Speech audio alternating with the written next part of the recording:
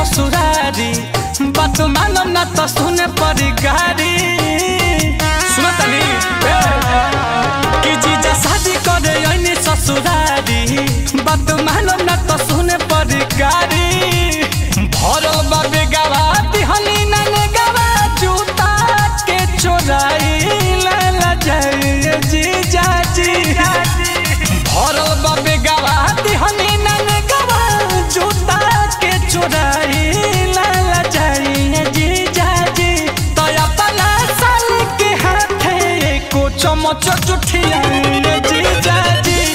तो अपना साल के हाथे को चमच जुठिया जीजा जी।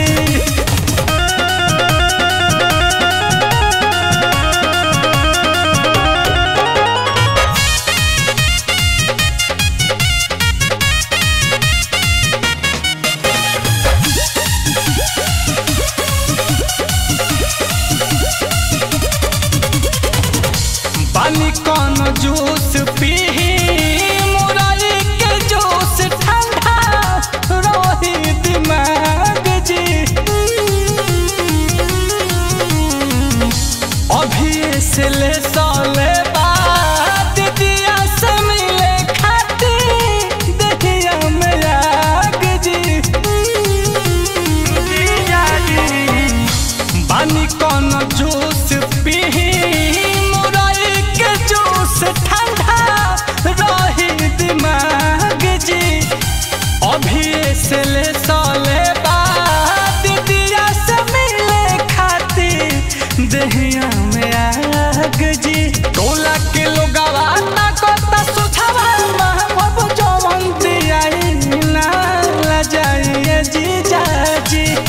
कि टोला के लोगवा ताकत सुझावा महबूब जवन दियाई जाइए जीजा जी। तो अपना साल के हाथे को चमच जुठिया जीजा जी। तो अपना साल के हाथे को कवर जुठिया जीजा जी। जीजा जी जीजा जी।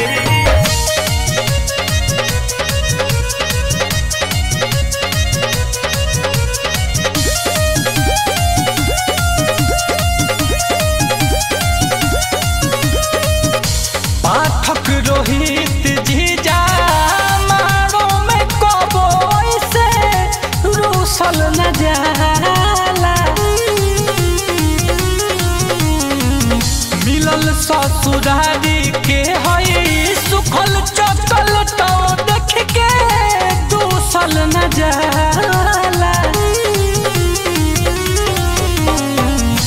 पाठक रोहित जीजा रूसल न जाला। मिलल ससुरारी के हई सुखल चॉकलेटवो के दूसल न जाला। रौरा से निमन बाटे जीरा और नीलकमल छोटा का भाई मुहावा भाई जीजा जी।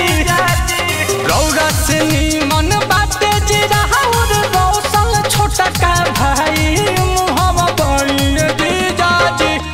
अपना साल के हाथे को कवर जुठिया जीजा जी। तो अपना साल के हाथे को चमच जुठिया जीजा जी। गिर गई लू।